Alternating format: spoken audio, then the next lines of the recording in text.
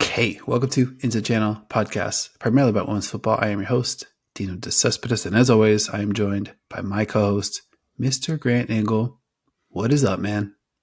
I'm feeling all right, buddy. That was certainly an eventful match week 8. Got a lot to talk about, some good, some bad, some terrifying. But, on balance, it was another exciting week, and I'm looking forward to chatting about it. We did that preview Friday night. Got excited. I'm not sure that we nailed our most I don't think we hit our power rankings of which matches we're going to hit and which weren't. A lot of surprises up and down, some upsets. If you nailed all 7 picks this weekend, props to you, because this one was very difficult to predict. But I'll get out of the way here. Mr. Grant Engel, where do you want to get started? All right, let's do chronological order. We'll start from Friday night. First match of the slate, Racing Louisville 1, Gotham FC 0.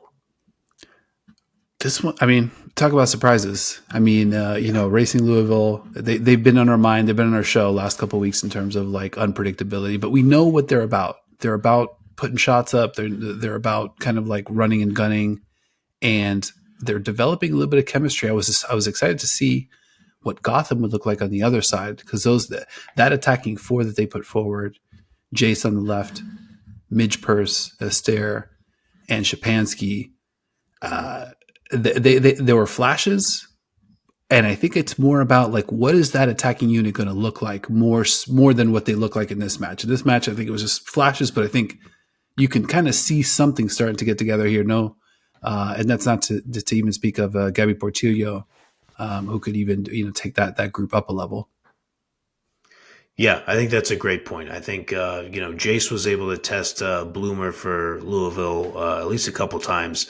It didn't feel like the Bats brought their finishing boots to this one. Obviously, they don't notch any goals, but they had some chances. I think you're spot on that you have to project forward with what this attack is going to look like. And I checked it before we got on. In my notes, like watching the game live, I had wrote that I bet the Bats 1 XG in this one. And I think when I looked on FB Ref, I think it was 0.9 for Gotham and 0.5 for Louisville. But that doesn't win you anything. You don't get any points for that. That's why we stick to real G in these parts. Yep, definitely a real G enterprise here. And speaking of real G, 56-minute Taylor Flint scores to basically, kind of like put this one out of reach. I was excited to see, obviously, Flint score. And I think Louisville's got their own set of interesting attacking players. Obviously, Janine Sonis, formerly Janine Becky. Savannah DeMello is, physically, like athletically, doing some things that I just am not seeing a lot of players doing globally in the game. She's drawing a ton of fouls. She's super impossible to kind of like pin down defensively. You think she's going one way, she's going the other way. She's very creative. She's very quick. And she moves almost like a blitzing outside linebacker, where she can kind of contort and go fast and go slow and high and low and left and right. And just, proving to be a great playmaker for Louisville. But yeah, I think, Racing goes up in this one. Cannon shot from 26, 27 yards out. And Katzenberger nowhere near the shot. I think it's hard to imagine that from that distance, a keeper that good could be that far away from the finish. Yeah. But that's just how good that strike was from Flint. Absolute laser from Flint, and good to see from her, a player that people often expect to just score with headers, obviously, given her height advantage in most situations. But yeah, absolute banger from her. No chance for Ann Katzenberger. And there you go. There's our table movement. Obviously, we didn't think that like Gotham would walk all over Louisville. We've been kind of confused about them, but we know they have good players. And the weekend was off to the races with an interesting result right off the bat. Yeah, for sure. And I think Louisville defensively, they were pretty stingy. As mentioned, Jace had some really good moments in the first half, was probably their best creator.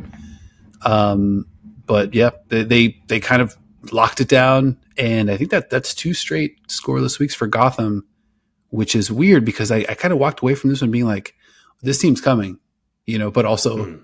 this team 2 straight shut out 2 straight weeks. So that I guess is just this league, right? Yeah, I mean that's just bound to happen, and I don't even know what I'm doing here. Oh my But god. in honor of that Taylor Flint strike, we might as well crack the beverages because I think that deserves a cheers. Yeah.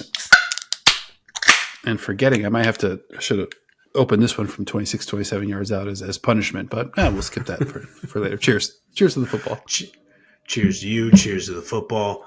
I think. Cheers to you as All well. right, we're gonna keep this baby on time. What's next, my good man? All right. Going chronological as we do. Angel City 2, Utah Royals 0. We talked about this one as okay, who's for real and how for real is for real kind of game for Angel City. They've been surprising in spots. They've been exciting in spots. They've gotten wins where they probably would have lost last year for just a lot, Yeah. just to not to oversimplify it, but that's just kind of like what it is. And in this one, I was very curious to see what Angel City would look like against a team that they should beat, like pretty much flat out at home, that Utah Royals side, who was getting Mina Tanaka back, who I think looked really good. Kind of getting back into the mix for Utah. She just brings like a real, like, I'm going to go right now, speed that I think Utah kind of really needs. I thought Mozingo was really good too on the other side. Yeah. Just taking advantage of the opportunities afforded to her as well. But yeah, ultimately Utah a little bit overmatched in this one. Yeah, I mean, Kristen Press comes on. Shout out to Maura Sheridan from Ion/CBS, who, seconds after Kristen Press comes on, starts talking about how Kristen Press is probably going to want to try to get the ball onto her left foot.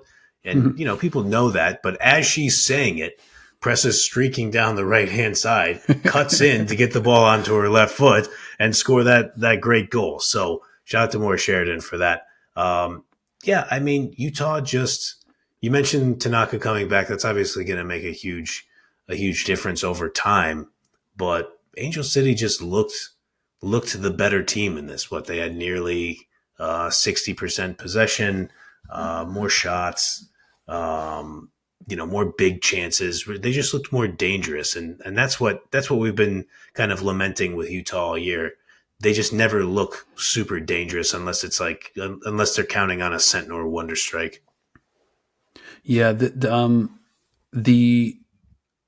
think one thing to kind of think about too is like Utah looked so poor, I think, to open the season that, I mean, at least for me, I was looking almost for baby steps with this match. It's like, all right, let's kind of get things a little bit back on track. And there's some stuff I think to build on potentially.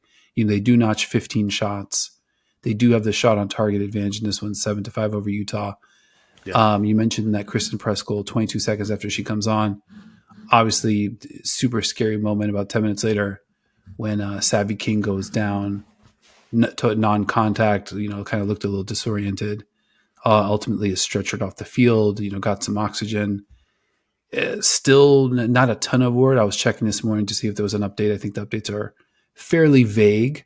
But obviously, this is a full Savvy King supporter show. So we've obviously got our fingers crossed and definitely made the rest of that match kind of weird. But all we can do, I think, is essentially hope for the best for Savvy King and a fast and full recovery. Yeah, no doubt. I mean, I think obviously most football fans, like the closest thing that people could think of was Christian Eriksen in the 2020 European Championships. And that's terrifying. I mean, anytime the medical staff comes on the field and you think that, or I don't think it was on camera, but if I understood correctly, and please, correct me if I'm wrong in the comments, but I think they said that, I think it was mentioned that CPR was used when you have that many people who are medical pros on the field, and they stretcher somebody off. It's hard to say like what to do in those situations, but I just can't help but think like when you have players crying on the field, when you have players like concerned that their teammate or that their opponent on the field stopped breathing, I lean toward postpone the remainder of the match because I don't think it's totally fair Mhm. to the players to continue playing. But I also recognize it's probably easier for me to say, but I feel like that could be a pretty easy rule to institute. Yeah, and I think I'm glad you kind of put it that way with regard to like rules to institute, because realistically, it's probably just a lack of protocol in that Mm. situation. It's not super clear what to do. I think I saw the conversation on Reddit the following morning, or maybe this morning, maybe driven or led by Meg Linehan. But hey, why didn't we really stop this? And I was kind of like, okay, yeah, that does make sense. Probably should have stopped it. But Yeah, I was watching this one live in the moment. The announcer, it's just a weird kind of like confusing, disorienting situation. Disorienting, I think, for everybody involved as well. I was about 15 minutes left in the game, I think, at that point. And I wouldn't be surprised if this moment is the catalyst for a new protocol, just so it's more clearly understood. Hey, in this kind of situation, here's what we're doing. It doesn't have to be up yeah, in the air. Nobody has to make a weird call and think about, okay, well, this is an Ion game, this is a Prime game, this is an ESPN, right. let's just take all of that calculus off the table and get something in place so that we can kind of avoid that going forward. And obviously, as mentioned, Savvy King hoping for full recovery there. Yeah, at today's Seattle Reign Houston Dash match, which we'll talk about later, they had a nice moment where they had a jersey with King's name on the back, just wishing her well, saying that the players stand with her. So obviously she has widespread support across the league. So obviously hoping for that speedy recovery. For sure. And, has been obviously playing well on our new side, just and was super involved in this game for sure. But getting back to it, as mentioned, Kristen Press gets that goal 22 seconds after coming on. And then Alyssa Thompson, I almost said a bad word there. I blue skied this from our account. Mm-hmm. Continues her stealth MVP campaign with a late goal to slam the door shut on Utah, 90+7. Alyssa Thompson, if you rewatch the first half highlights, it's pretty much just her running up the left hand side, just terrorizing Utah's defense from in different ways. Like it's just almost like a super cut of her of different ways to kind of like attack that defense Yep. in almost like a coach's clinic, type video style. But yeah, I'm out here, man. I think she's going to be the next MVP. I know it's early, but I want to be at the way at the front of the line with that one. I think it's a good move by you. I mean, you've been on it from, obviously her U.S. women's national team performances were great. She's stringing those together. She's in good form again in this NWSL season, like she was in great form at the end of last year's season. What I think she's at 4 goals, 2 assists. She's top 10 in like goal creating actions, shot creating actions, like I think passes in the final third, maybe passes in the penalty, somewhere in there. So I mean, she's mounting the campaign. I think you're spot on there. Yeah, last thing I'll say, she has a little bit of that that when Alessia Russo was in a really sick, run of form for Arsenal, where it's just like Mm, you cannot help but notice how active and how dangerous and how much she's touching the ball and how deep she's driving, some of these offensive possessions. I think she's in that same vein where it's just like you can't really not notice what kind of effect she's having on these matches. So we'll keep an eye on it, but let's scoot ahead. This one, I mean, it ranked pretty low on our hype meter, but I yeah. think came through in a really big way, especially considering the first half an hour of this one was an absolute dud. Chicago Stars 2, Washington Spirit 3. A lot happened in this one. Where do you want to get started? I got a lot of thoughts here. Um, I want you to ISO on a lot of those thoughts. Maybe I can set you up for the alley oop here. You had mentioned either last show or the show before, Rosemont Kawasi is going to be an important player to get back with all these injuries. Pretty good call by you, my good man. It's funny because I had been I think the last time I mentioned her, I think her last match was a little not really, a little spastic, big time energy, kind of like pinballing around the park, involved in a lot of really promising stuff, but a little, like a car that it's rattling and pinging around, but it's going really, really fast. Sure. Kawasi in this one was so cool, so smooth, involved in everything, so Yep. dangerous. Her crosses, look like knuckleball. Like they just look like comical. The movement on them was just ridiculous. And like, I don't even know what you do to kind of contend with that. She obviously creates an own goal off Ali Schlegel early, involved in all the goals, like, pretty much. And I think it was really surprising because, as mentioned, the first half an hour, nothing happening, super cagey. And then it goes back and forth, 1-0, 1-1, 2-1, 2-0, just a couple equalizers before we get the late winner from Washington. But anything stick out to you from either of these two sides? Because I thought, Chicago, some interesting stuff there. We've talked about their offense, the spirit. We talked about their defense. Would they look leaky? I think that was definitely on display. But I don't know. What were your big takeaways from this one? I'll give credit. Grosso, Jamise Joseph, Ali Schlegel, Ludmila. That's a good four. Obviously, if you put Mel Swanson there, then you're feeling really great about that. But those four are solid. Still questions about Washington Spirit's defense right now. I mean, they're dealing with those injuries. They got to kind of get it figured out. Kruger came on in the 78th. I was going to say she didn't play much. You got to kind of work her back in post injury. And, we talk about her all the time with Trinity Rodman. She plays a role on defense as well. So now you kind of got to account for that. You're missing Hal Hirschfeld. Lacey Santos didn't play in this. I know she's not like a defensive minded player, but she kind of helps just the overall health of your football team. I felt like the defense looked vulnerable in spots. Credit to Chicago for playing through the middle, but you didn't get a lot of that last year out of Washington Spirit. Like usually they were able to kind of snuff out some of those attacks in the middle of the field. Yeah, I mean, I think Washington's just get beat by, and I don't know, it's tough to say because I feel like the level of play, the skill level kind of like continues to elevate every year, basically. So it's almost like a team might stay the same and the teams around them just might be advancing at a faster pace. But I want to talk about Chicago a little bit. They did pretty well. They outshot Washington in this one. They get the goal from Grosso on a great move. I mean, it was one of those where a great ball from Maitane up the pitch. And then Grosso does that one touch to kind of get a little space. And then a second big touch to get even more, usually like a striker, somebody might take that shot after the first one. So pretty slick move from Grosso. Great finish. Great call too on that one. And then Sam Staub for Chicago as well on the ultimate give and go. She ran like 50 yards. She was just like, if anything happens here, I'm going to be in a good position to kind of knock it at exactly what happened. And then the last quick note on Chicago. Do I have to do it? I think I got to do it. Alyssa Nair.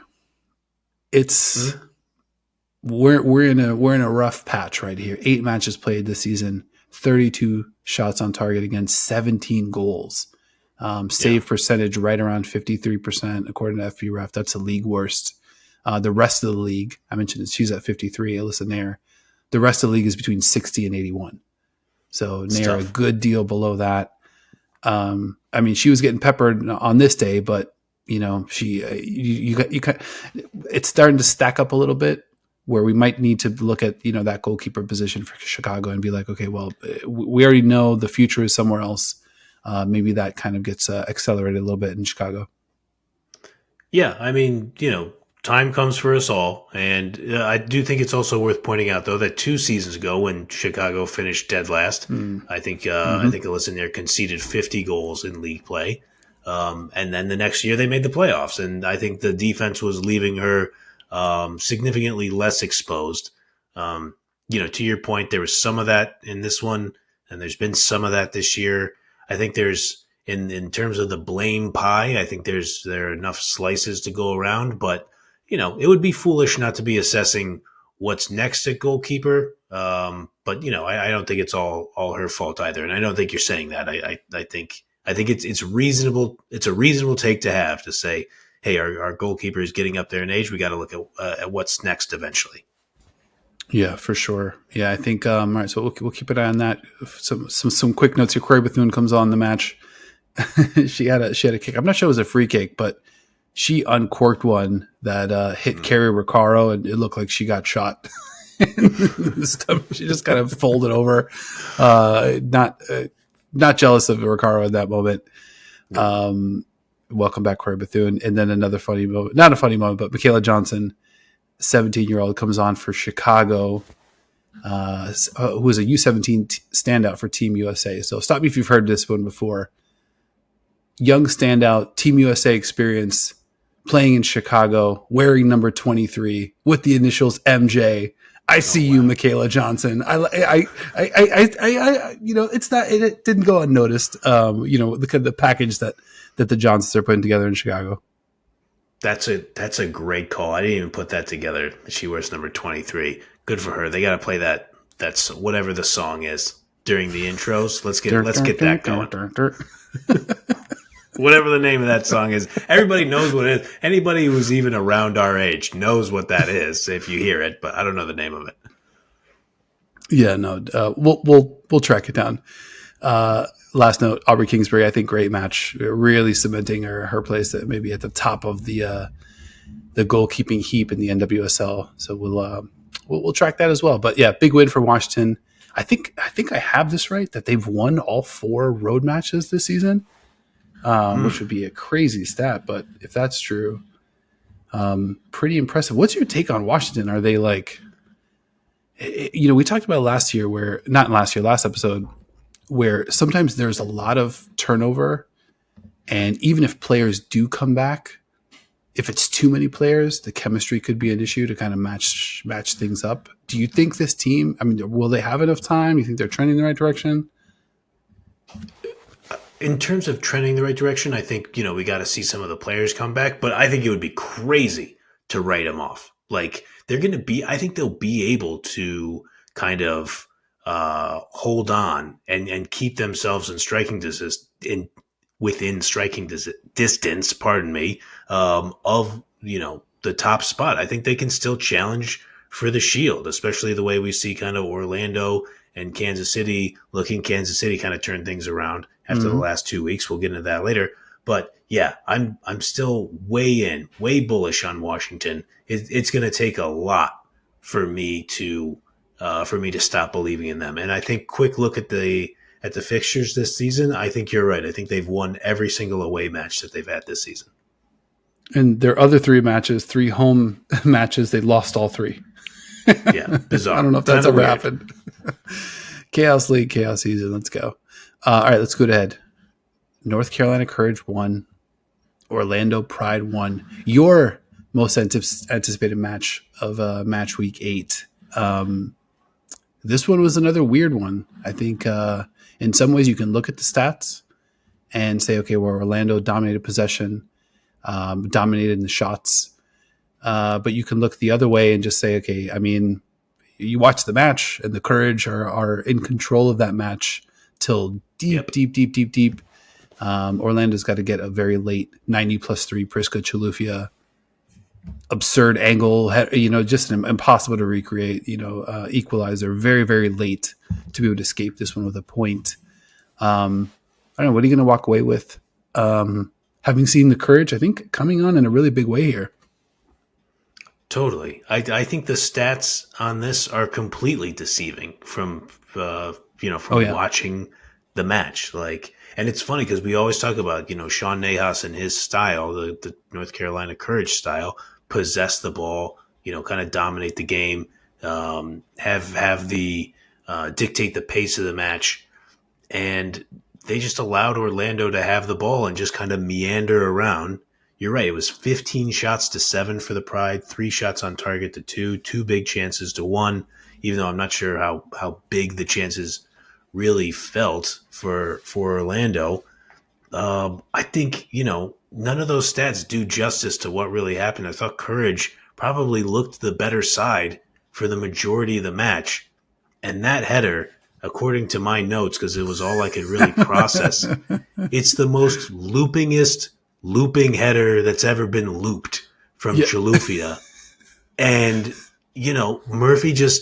Murphy couldn't make heads or tails of it. And then she's sandwiched in between 2 defenders and goes for the punch. And it falls into the net. It was just the weirdest damn header I've ever seen.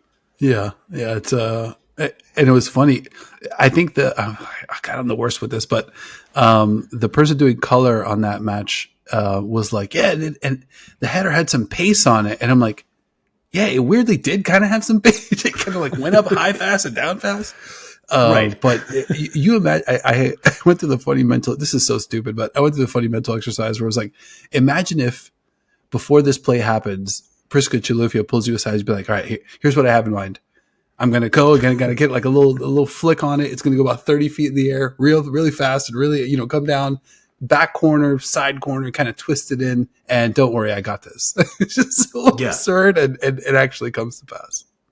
Yeah, I'm just going to I'm going to head it up real high with pace, and then gravity's going to do the rest. Like, it's not usually a header strategy that you rely on. I thought about Mr. Bean, and I don't know a ton about Mr. Bean, but I have seen the clips where he's just like, he'll trip and fall, and then he'll like push over a hot dog cart, and that's what stops the thief from like getting away. That's how kind of like how I felt this draw materialized for Orlando. But you need some of those over the course of a season, and they got it. Yeah, absolutely. I think a quick couple notes on North Carolina. I thought Ryan Williams played really well. Yeah. Philly Rao gets the goal. I got a real soft spot for Rao. She was on the same episode of Leanne Sanderson's show that we were on. So shout out to her. Nice. Shout out to her. Denise O'Sullivan, I thought looked really great. And, the Courage didn't play that we're going to possess the ball, style in this one necessarily, but they were physical. They kind of did, they did keep that physical, we're going to make it tough, especially on a player like Marta. We're going to make her feel us. So I thought that they were really good there. On the Orlando side, I've been calling for like that second attacker to help Marta get the ball up the pitch. I thought Gautra had some moments, and I thought Angelina had some moments. I don't know that they really kind of like unlocked it, but it was really good to see them investing in that more. It's like, okay, we this has to happen. We know we've got Oyana on one side, Abello and Pickett on the other. What's going on in the middle of the field? How can we kind of make this work? Either way, didn't fully solve that puzzle, and it really made me look at some stats. So I wanted to compare last year to this year with two players, Marta and Barbara Banda. So I went back and said, okay, how often was Marta touching the ball in the final third last year versus this year, right? So she had 480 touches in 1,700 minutes roughly last year in the final third, 179 and 654 this year. So those last year, it's one touch every 3.6 minutes in the final third for Marta. This year, one touch every 3.6 minutes. Incredibly consistent, almost the exact same figure. Really weird, but she's the GOAT. These things, I don't try to explain them. I just look at the numbers. Then I looked at Banda. How many touches is she getting in the penalty area? Last year, one every 8.5 minutes. This year, one every 11 minutes. So it's taking her a lot longer to kind of see that ball deep. And I think that is emblematic when you think about, okay, Marta's getting touches in the final third at the same rate as last year, but Banda's not getting touches deeper at the same rate. So where's the breakdown? Why can't the ball get up there? Why can't we kind of continue? Why can't those numbers kind of increase versus backslide in such a big way? But I don't know. That's kind of what I saw, like an inability to kind of take advantage of that and just kind of create more chances for those two superlative attackers. Yeah, I mean that's great stuff out of you, and I feel like just watching the matches, like I can kind of feel that now. Like I had no idea what that number looked like in terms of Benda's touches in the penalty area, but I've just known like she's not on the ball enough down in those dangerous areas. And you talk about like who's going to be the third player to kind of help get her the ball. How can the midfield kind of provide some more service? It just felt like she was out on the break so often last year. And even when teams would try to stop it, they couldn't stop it. And now it seems like they found a way to kind of slow that down a little bit. So again, this is another team. And they also just had some defensive breakdowns in this one, like Shivoshi had a giveaway. They just had some things that you just never saw last year. And you can't expect a team to go to be an invincible dynasty like 2 years in a row. So obviously there's going to be some backsliding there, but I think it's really boiling down to there's they're lacking that connectivity, and maybe some of it is from the defense to the midfield to the attack, but it feels like mostly from the midfield to attack. And I think the stats you cited kind of bear that out. Yeah, I think a lot of changeover defensively too. Like Oyane obviously getting worked in, Shivoshi in the starting lineup again. So when you're talking about half your back four, but Carson Pickett, being worked into the lineup in a bigger way than she was late last season. Yep. So definitely a lot of changeover. I think a lot like last year. I think Seb Hines, Haley Carter playing the long game. Trying to make sure that they're going to be ready, peaking late in the season. So I have to imagine it's that, because it's not as if things have gone stale. I think it's sort of been the other way. A lot of changes, a lot of experimentation, a lot of tinkering. So I think we'll see. Still early. I think pretty encouraging. We kind of joked about the Seb Hines' hot seat, but they break that little mini skid, get off the mini schneid with a draw in a building that's been a little tough for them, heading to Cary, and then obviously a late equalizer at that probably maybe did a little bit to lift their spirits. Yeah, I think so. I mean, it's just like I mentioned earlier, like sometimes you just got to get some weird results if you're going to be a top of the table team. Like, and you have to get a couple weird results that are going to go in your favor. And then you see, like, on the flip side, when you're a bad team, you get some weird results that don't go in your favor. And that a lot of times, like especially in a league where the teams are as bunched up like this, that's often the difference. Absolutely. Let's scoot ahead though. Saturday's third match. Yeah, I guess the late match Saturday night. San Diego Wave won. Portland Thorns won. More wackiness here. A lot of the stuff that we talked about in the preview for this week on display. San Diego precision football, getting it done, picking their spots in the pickiest of ways. And then Portland on the other side, kind of like tidal waving it, trying to overwhelm you with activity. Is it good activity? We don't know, but they're going to try anyway. What'd you see in this one? I mean, Perla Maroney continues to impress. The Ascanio goal.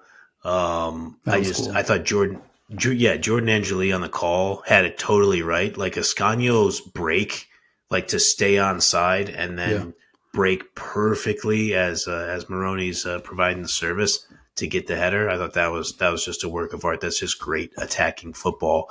And I think we can just safely start calling them your San Diego Wave. I don't know if that's going to cause any ripples in as you start to cover Bay FC.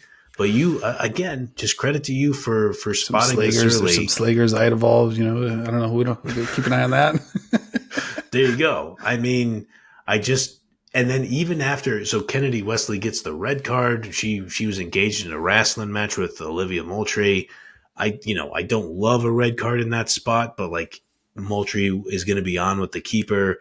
Wesley's falling down and kind of has like this jumping like trip maneuver that I don't think was necessarily intentional. It's just they got tangled up, and the Wave were able to kind of hold the line as long as they possibly could.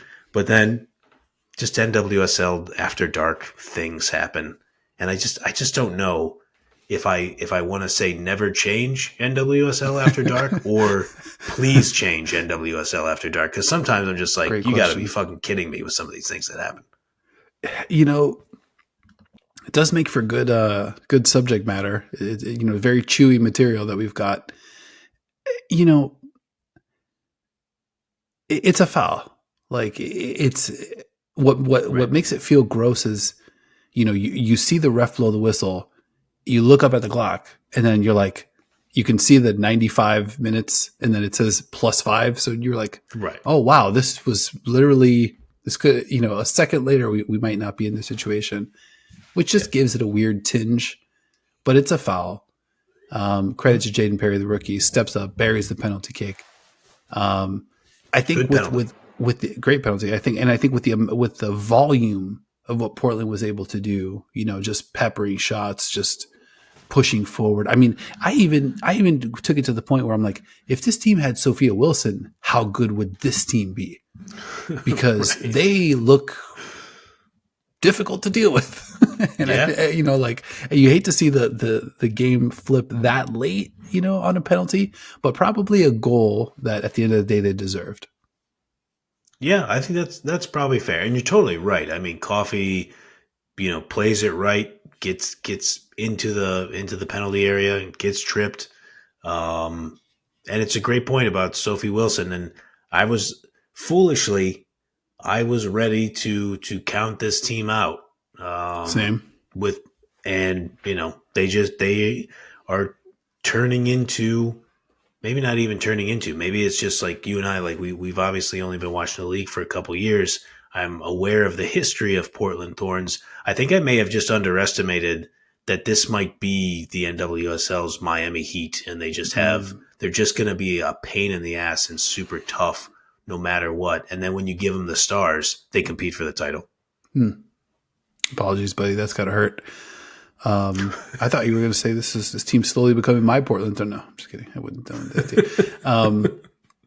Anyway, I came into the week really excited about this match. This one was a little bit underwhelming, but I think I nailed the personas in this one, with San Diego kind of winning through precision and Portland just kind of crank it up. But when you look at Portland stats, 21 shots, only 4 on target.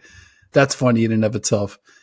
But yeah, I think these two teams, for different reasons, absolute teams to watch, absolute threats to make this year's playoffs. Speaking of threats to make the playoffs, and probably did go much further than that. Let's skip ahead. KC Current 4, Bay FC 1. Your boy made the first West Coast Eastern Pacific mistake-a-roo on my side. I woke up and I'm like, all right, let's fire this baby up. It was way over. Oh, wow. So right. I had to watch it on the replay. All good, though. Enjoyed my time with a great friend of the show, Leanne Sanderson. Oh, well, quick program reminder. Leanne will be on the show this week with us, talking Barca, talking Arsenal, talking Champions League final. Make sure you're subscribed so you can come hang out with your boys and the legend Leanne Sanderson talking Champions League final. But back to it. KC Current 4, Bay FC 1. What do the people need to know about this one? Kansas City is the real deal. Nobody ever doubted it for a single second. Nobody should have doubted it for a single second. I think you had mentioned Orlando on the mini Schneid. Kansas City Current, for a team at the top of the table who had lost 2 consecutive matches. I believe I referred to that as a full Schneid. I don't know what a Schneid is. I don't know why that saying is what it is. It's fun to say either way. Bia gets the goal 3 minutes in to just let everybody know what this match is going to be like. But then her Brazilian teammate, Debinha, took matters into her own hands and just pretty much slammed the door shut on this one before we even got to halftime. Absolutely. Yeah, I think kind of weird seeing that opening Bia goal. Like, we talked about, Silkowitz on this pod for sure, Bay FC keeper. She sort of kicks it out in the direction of one of her forwards, but it's such a softball. It's like one of those, like, it looks like a pass that gets pick sixed in a high school game. Just like such a looper. Haley Mace is able to just get there with plenty of time, one touch it up the pitch to Bia, who's all alone in a super dangerous position. It just looked like there was a force field around her, and Bia just runs up, buries it, sticks the Ronaldo celly. That was awesome. And then you mentioned it, Debinha. I mean, the first goal, wild. The free kick. I wrote in my notes that let me just kind of get to this, because I kind of got to get to what I had on the free kick. So basically, for Debinha to hit it with that much pace, height, and movement, even if it was hit right at Silkowitz, I feel like she could have missed it. Maybe. It was so nasty. And it had all that, and then it had the placement. Top left, just impossible to get to. What a wicked free kick. Yeah, I mean, how do you want it from Debinha, pardon me. I mean, because in that first goal, it was a good ball by Claire Hutton, and as you mentioned, our pal, wicked ball. Champions. What's that? It was a wicked ball from Hutton. That was another Kawasi-like curler. Yeah, it was a really good pass, and our pal Leanne Sanderson, Champions League winner, Leanne Sanderson, pointed out, it's a great pass from Hutton, but Dabinia still had some work to do to kind of like get it under control. Like it, Yep. like the way Hutton kind of chipped it over, it needed to like bounce off of Dabinia's knee, and she plays it perfectly, gets the goal. Then she shows you what she has on the free kick. She's just, superlative talent, superlative skill. It's just, and when she's got it going, and Chewinga and Bia are on the field, and Hutton and Labonta and DiBernardo, they're virtually impossible to stop. Yeah, it was great. Yeah, speaking of DiBernardo, the Chewinga gets the fourth one. So Penelope Hawking scores for BFC, make it 3-1. And then there's a play where Lorena just blasts one up the field, kind of in the direction of DiBernardo. It takes a weird bounce, not able to get to it. And then doesn't get to DiBernardo, just bounces up in the air 10 or 15 yards upfield. And then who's onto it? Chewinga. She's able to just run and then kind of like couple touches and then bury that one for their fourth. So even when they get it wrong, they get it right, to your point. They're so loaded in the midfield and the attack. Team looks super scary, and they're in a great rhythm.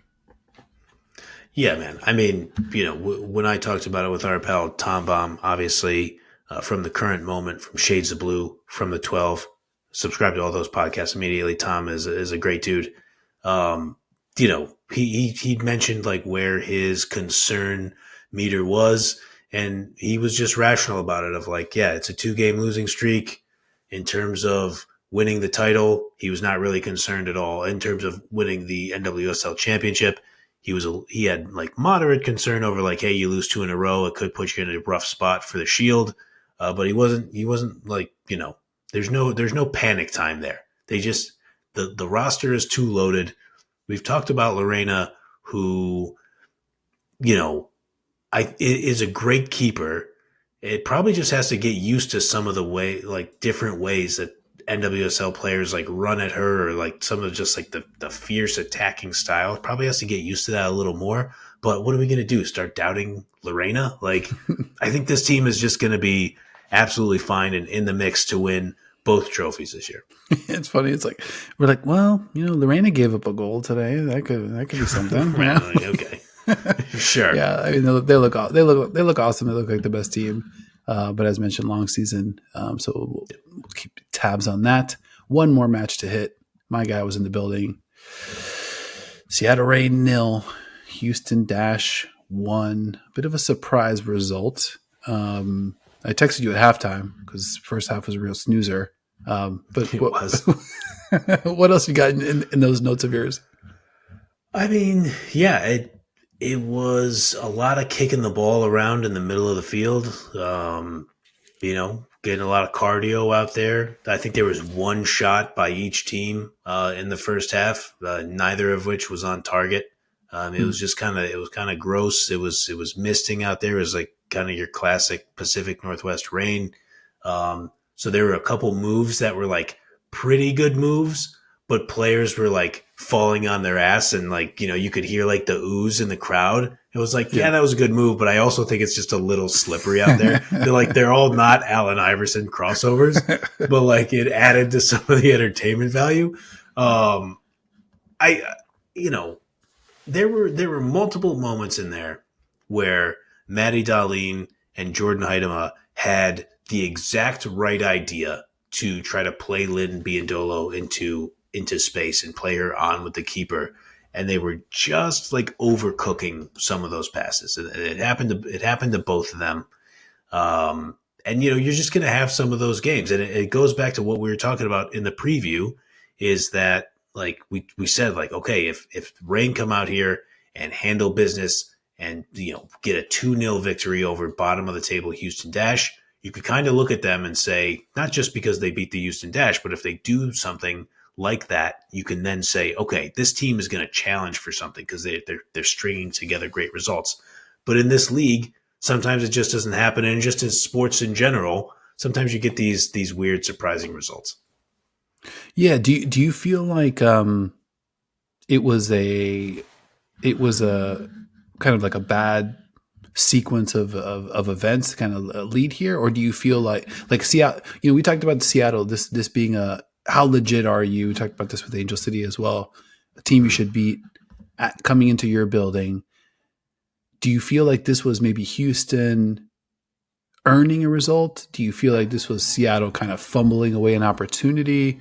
Or was this Seattle not quite yet at the level that maybe some of us, me, have might have been expecting from them? I think okay, so Maggie Graham, she got the goal, which was a tap in. But I thought her movement was pretty good throughout the match. She didn't even touch the ball that much. According to our pals at FOTMob, Maggie Graham had the least touches of any outfield player, to play 90 minutes. Um, but I thought that her movement was good and that she was kind of forcing Seattle's defense to make some decisions. Avery Patterson, really happy to get to kind of watch her live and in person, and just kind of like just have like certain moments where I'm just like, okay, let me just track Patterson here and just like kind of see how she's moving around. No surprise to anybody. Emma Hayes is giving her a look for the national team. She's good. She's a smart player, 22 years old, like really has like a lot going for her. And kind of put Seattle in some tough spots too. Did she So look I like want to get Houston's? Did she look like Houston's best player? Yeah, I think that's probably fair.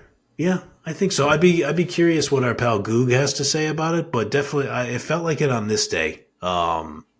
She just kind of just created some problems for Seattle, like whether she's getting forward or just kind of patrolling the midfield a little bit.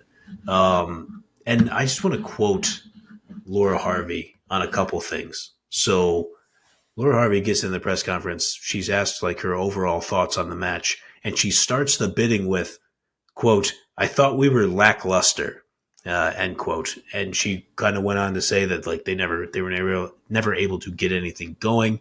And she mentioned that like the frustrating part of the performance was that she felt like the whole team was lackluster. Mm. So like she was typical Laura Harvey, honest from the jump. But this is what piqued my interest. She said something to the effect of, "What's going to determine our season is not games like we had against Kansas City." She called them Kansas, which her and players last week, quick digression, her and players last week only referred to Kansas City as Kansas. And I don't know if that's like a weird thing that like sometimes like opponents refer to Ohio State as Ohio because they know it bothers those those players and the fans. Yeah. I digress on this, but like I just think it's weird that people are calling Kansas. I was like, well, they play in Missouri and they're in Kansas City, but It's anyway, probably, whatever. I mean, it's probably like Leicester City, you call them Leicester, or Cardiff City, you call them, I don't know. It makes sense No, I to me. think that makes sense. Yeah, it's probably not like a purposeful like It is a disrespect funny, thing. I just think it's a funny quirk. right, it's like we're talking about Kansas City, Missouri, not Kansas City, Kansas. But also for some of these folks, they probably don't give a shit about any of that because obviously Midwest always underdogs. Nobody cares about the Midwest. Anyway, so what when Laura Harvey said this, like it's going to determine our season games like today, not like the game we had against Kansas City. I immediately thought that was interesting. I raised my hand for my press conference question. I asked her to kind of expand on that idea. I told her I thought I had a pretty good idea of what she meant, but could she give us a little more on it? And she basically said that you have to, in the traditional football sense, you got to get points from the teams that are going to be around you in the table. And I thought that was pretty telling, is that she figured, like your like Houston Dash, Angel City, Bay FC, probably Portland at some point here, Louisville, yeah. Louisville, yeah, exactly. Like those teams they're gonna be competing with them for those last couple playoff spots. And Yep. like what we were talking about last week is if they came out here and smashed Houston or like won convincingly over Houston, you might be thinking about, okay, we're challenging for fifth place on this table, not 6, 7, 8. Right. But it seems like, and long season, but it seems like it's more realistic for them to be looking at kind of those last three spots of the playoffs. Yeah, Seattle's still sitting at 8, but you look at the teams ahead of them: Gotham, Portland, Angel City, San Diego, Washington, Orlando, KC. Those are all heavy hitters. And then, yeah, to your point, the teams below them, you can even look at North Carolina and be like, okay, 3 straight results for them, 2 wins and a draw. They might be Mm-hmm. coming on. But yeah, I think it's interesting. I definitely agree with Laura Harvey on that point, where these are the kind of matches that really dictate where the season ends, because, and it does tie into the lackluster point with regards to the whole team, because this is the kind of match, especially coming off, you beat the top team in the league, and then you got to go home and then play the team at the bottom. Mentally, that's a little bit of a mind fuck, right? Like, you got to be like, Yeah. how do you even get to that same, how do you even approach the level of where you were mentally? And how these are all professionals, should be, in theory, it's easy to do, in practice a lot harder to do. And I think that's kind of also maybe an underlying truth about what Laura Harvey said, is like, in these matches when you're playing teams around you, you have to go. Like, it has to be 3. And now you look at this one, it's 3 points the other way with the dash, a team that you might be, arm wrestling with down the stretch. They get the Yep. 3, you walk away with none. So yeah, I totally understand how that lackluster, performance could just spread and permeate, just because mentally tough to kind of get it for a match like this. Yeah, and that's a great point by you. You weren't even in the press conference, but she had mentioned that, is that, like, yeah, of course everybody got up for Kansas City Current. They're top of the table. They have superstars. They have the MVP. Like, of course everybody was going to play their asses off for that one. For this one, it's not like they didn't try, and obviously she was quick to give credit to Houston as well. But that's the exact point, is that you need to rack up points. The absolute worst result you could want at home against a team that's at the bottom of the table, at least at the time of the start of the match, was at least splitting points and getting a point, because that would have, gave them a little bit of cushion over Racing Louisville, who they play next week. So that should be very interesting. There's one more thing that Harvey said I wanted to get your thoughts on, because we talked about Claudia Dickey last week, and she's been putting in some pretty good performances. Obviously, the goal today, there's nothing she was going to do. That pass from Garris into Graham is just a walk in at that point. All started Mm-hmm. from Yasmin Ryan just ripping the ball off of Jordan Bugg. But Claudia Dickey still was able to make some pretty good saves. We were talking about her Oh yeah. quality, and like that Woso Reddit kind of has some thoughts about Dickey maybe getting some invitations. I was I'm not totally surprised because it's her player, but Laura Harvey hasn't often spoken like this in my time covering the team. She said about Claudia Dickey that the exact phrasing was something close to, she's either somewhere around the best goalkeeper in the league, or in her opinion has Ooh. been the best goalkeeper in the league this year. Then she went back and told a story about when she watched the U.S. women's national team train. She was invited to go watch them train. I think people know she has a relationship with Emma Hayes, and Mm-hmm. they're friendly. And she said when she came back from that U.S. women's national team training, she came back and told Claudia Dickey, "There's no reason that you shouldn't be part of the squad. It's up to you to get yourself there." And then she went on to say, to even up the ante even more, which is the part that really surprised me. She said she has something to the effect of, this is not a direct quote because I didn't quite catch one of the words she used. I think she was referring to skill, but she basically said Dickey has every single skill to be this country's number one goalkeeper. And Ooh. I was just surprised at how big of a statement that was. I mean, they were talking about in the broadcast too, the fact that, and I watched so much football, I'm not sure which broadcast it was, but they were talking about in one of the broadcasts that the number one spot is as open as it's ever been for this Mm. country. I mean, I think Dickey, she had a great save in this one. And I'm not sure if Laura Harvey was locked in on I think it was shot on target versus, or XG. I'm not sure. I dropped Right, right. a The stat one last week. that's yeah, yeah, yeah. It was probably The like one an that's like a acronym with math like, equation. yeah, it was definitely 4 or 5 numbers and letters together to create some sort Yes. of concept that had Claudia Dickey number one. Basically, it was like, how well is she performing against the XG on the shots that are coming her way? She ranked number 1 in that category, and funnily enough, I was critical of Alyssa Nair at the top. She was kind of middle of the pack in that category. Just for just going to close the loop there. But I like it. I like it. I mean, I think there's no reason to think that the job is locked up in any given way, and it's one of those things where if you can get into camp, if you can get into one of these like big camps where ahead of one of these big tournaments. That could be it. That could be enough. You kind of get hot and, like maybe like how Katzenberger did last year for Gotham, was able to ride that into, some playing time for Germany when Franz goes down. Literally anything can happen. I think Dickie on her best day is as formidable as anyone. Yeah. I mean, great size. We talked about her positioning. Laura Harvey, in her praise of Claudia Dickey, also said, and this is a direct quote, "She's the best goalkeeper I've ever seen off a cross," end quote. Talking about her ability to kind of get out there, high point the ball, and get possession of it. So, I mean, Laura Harvey is all business, expects a lot out of her players, expects a lot out of herself and her staff, expects a lot out of the club. She is not a flowery praise type of manager.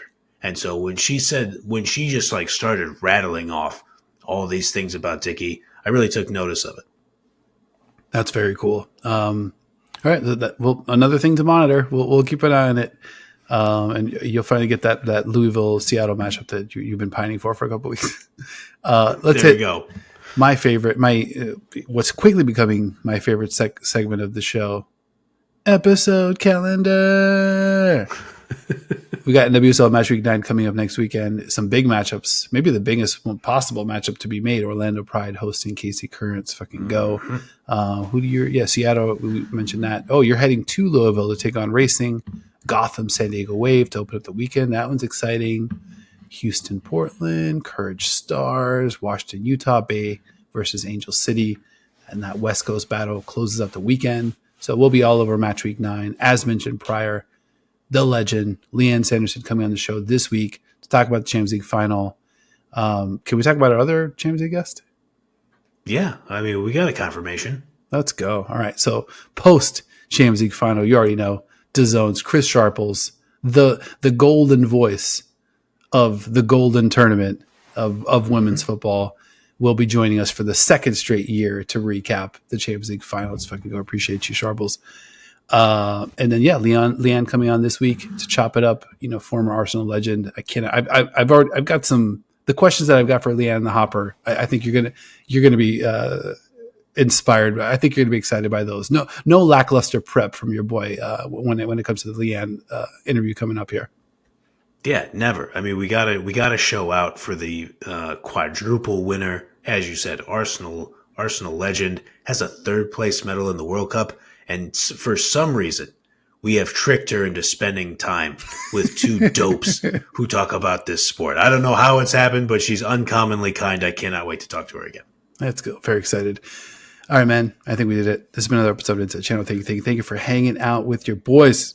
If you enjoyed the show or love Women's Football as much as we do, make sure you're kicking it with us each and every single week, sometimes twice a week. This time of year, definitely twice a week. We're getting busy over here at the ITC. Like if you liked, subscribe, follow YouTube, Spotify, Apple Podcasts, wherever you like to watch or listen. Leave us a review over your favorite podcast app. We want to hear from you. We love hearing from you. YouTube comments have been on another level. We mention it all the time. Got probably like the friendliest, but also the smartest bunch of WOSO followers getting active in our comment section. So we absolutely appreciate that. Links to all of our socials except one in the show notes of this episode. A big thank you to my host as well, Mr. Grand Angle, for, I don't know, man. I put the call out and you keep showing. I keep lobbing it up. You keep slamming it home. I appreciate you, bro. Whenever there's football happening, whether it's pre, post, during, in the building, out of the building, you're somebody that I can always count on. So I appreciate you, man. Yeah, likewise, my good man. I got to say, as I've been doing for the majority of these sign-offs, weekly update, let's just make sure that I have it totally right. Okay, SK Braun, 7 wins, 2 draws, 0 losses, plus 23 goal differential, still first place in top Syrian. So, I mean, we're just trying to keep pace with our Norwegian pals, the Brann Battalion over there in beautiful Bergen, Norway. Just trying to do our thing. And Dino's right. You guys are the friendliest, most knowledgeable corner of the internet, especially when it comes to women's football. We appreciate you guys for hanging out with us. Thank you so much. And we will see you all next time.